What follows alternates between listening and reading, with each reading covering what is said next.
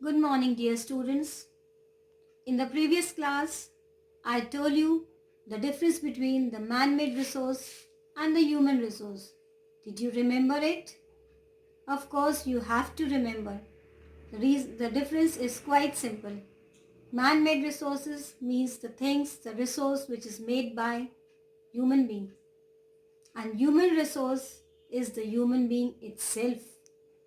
When they are educated, when they are healthy, and when there are skill in them to earn the livelihood, to earn the money, they become an asset for the country and they add the income to the national income of the country. So we started with the chapter Human Resources, studying about their skill, their labor, and then we switched on to the population growth. As we all know, the population is increasing rapidly day by day, year by year. So that is increase due to increase in the birth rate and decline in the death rate. The reason is very clear and simple. Why there is decline in the death rate? Because nowadays there are every possible measures opted for to rescue the person from dying. There is cure, there is cure, there is medicine for each and every disease. Recently, we discovered the vaccine too for coronavirus. So now, further continuing with the same chapter, we'll study about the composition of the population, the birth rate, the death rate, immigrants, what are all these terms? It will be very clear to you all as these terms, they are very important. They may be asked in the exam. So let's start the explanation along with the composition of the population through this chapter. So children, in the previous class, we saw what were the factors affecting distribution of population. Let's have a quick look on some of the factors. First was geographical factors, which included topography, then climate, soil, water, minerals. Then came social, cultural and economic factors. Under that we studied social, that is areas of better where the people find better housing, education and health facilities. The people they like to stay, they like to build their houses. And so in that particular area, the population, that particular city, the population is more. And the example is Pune. Then the next was cultural, that is places with religious or cultural significance, that is where the people they go for worship, some religious significance is there, some cultural significance is there. There the people are attractive and feel safe to settle in those places. Example Varanasi, Vatican City, Jerusalem.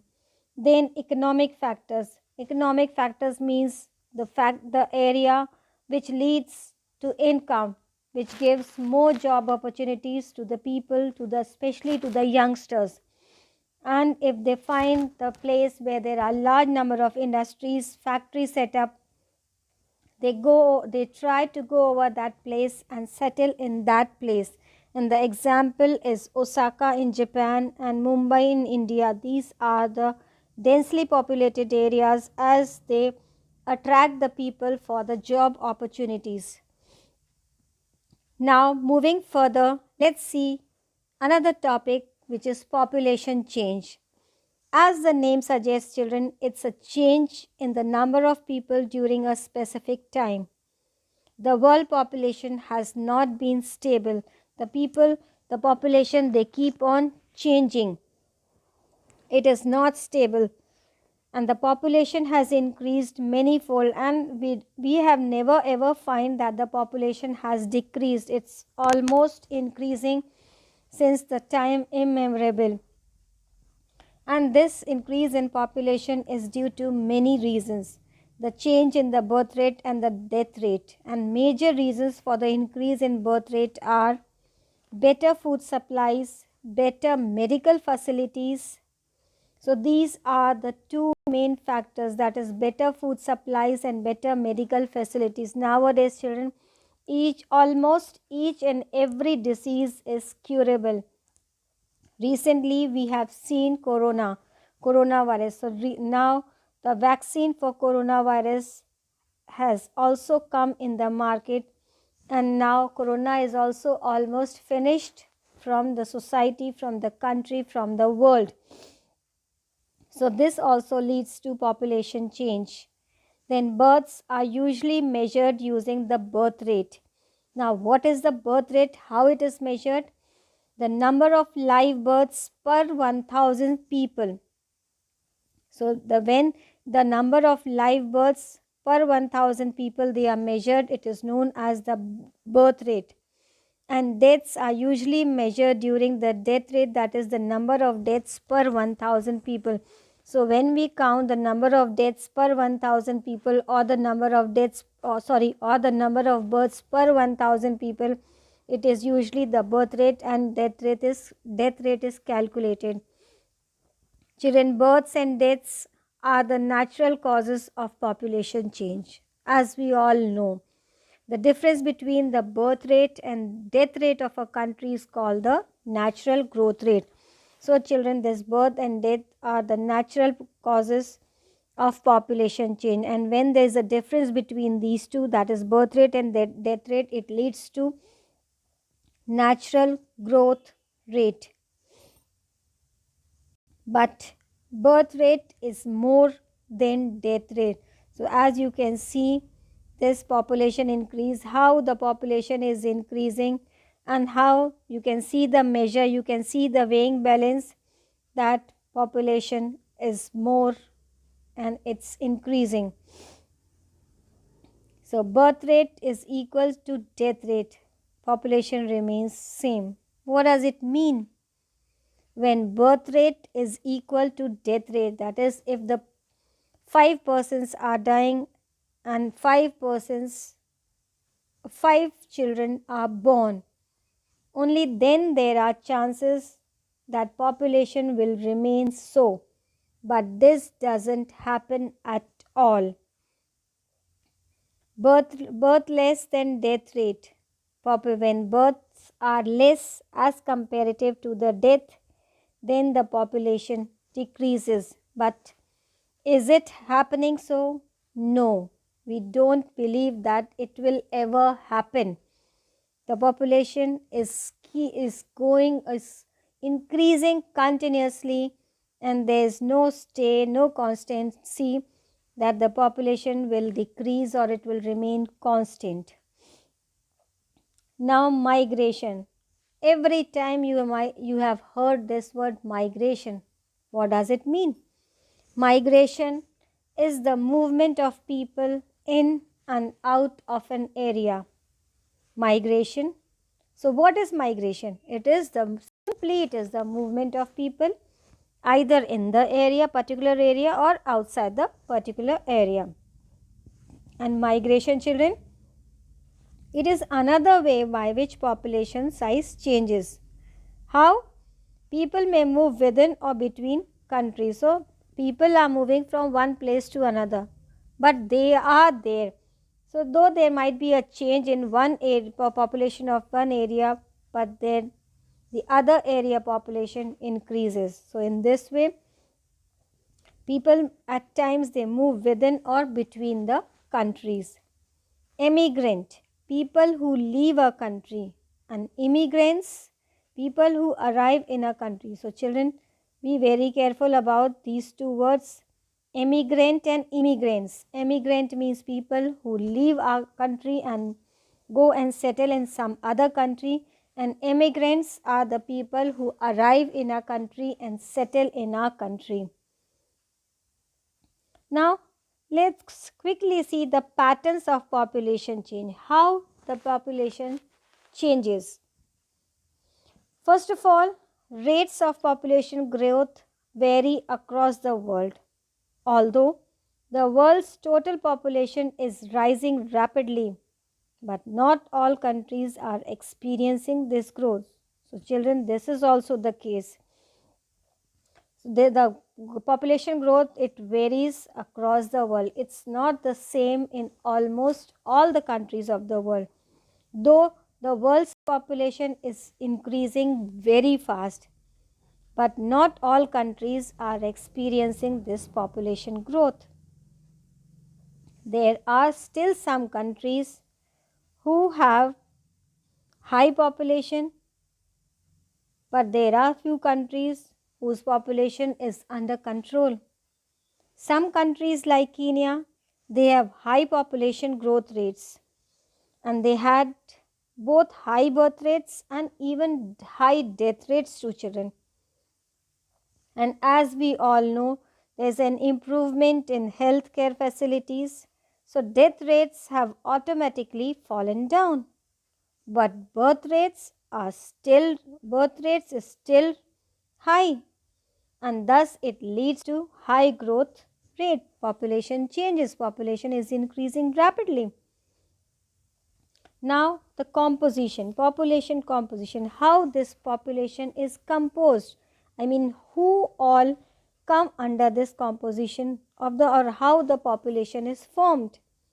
To understand the role of people as a resource, we need to know about their qualities. So to understand the nature of the people or the role played by the people as a resource, as an asset, we have to see the few qualities in which people vary, in which there is difference amongst them. First is age, second is sex, then literacy level, then health condition, then occupation, and finally its income level. So children, in population there is age group of all the, there are people of all age group. Then sex, be it a male or female, then literacy level, then health conditions, how many are physically fit, then occupation, how many are earning members of the society, and finally the level of income, whether the person is earning more or less. So in population composition refers to the structure of population also, children. The composition helps us to know how many males or females are there, which age group they belong to, as I have told you just now, how much educated they are, and what type of occupations they are employed in, what is their income level and health conditions are. So when we study population composition, we also touch all these points which comes under population composition. Now, what population pyramid says? As we all know that the population is increasing rapidly. So what the pyramid says? Let's see. The total population, it is divided into various age groups. For example, 5 to 9 years, 10 to 14 years, and further.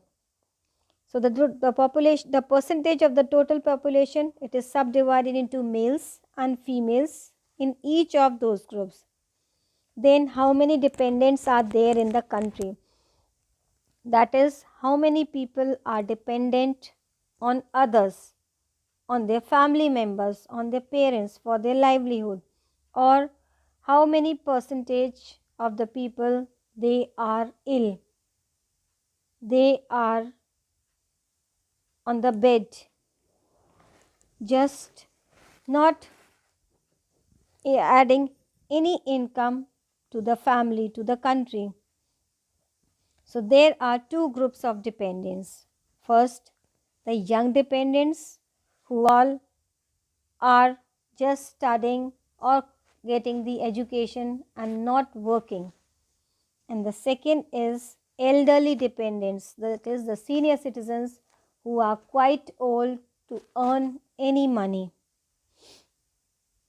Then comes skilled, spirited and hopeful young people endowed with a positive outlook and they are the future of the nation. The third group is that the people, they are skilled, they are educated, and they are needy, but they could not find any job. We in India are fortunate to have such a resource. They must be educated and provided skills and opportunities to become able and productive. So this is the population pyramid which I was talking about right now. This is the population pyramid of India. So that's all. I hope you all have understood the chapter thoroughly and everything is very much clear to you. Go through the chapter, read it nicely, and try to learn the small definitions like the definition of birth rate, death rate, immigrants, population composition, all these things which are very important. That's all, children. Thank you. Have a good day.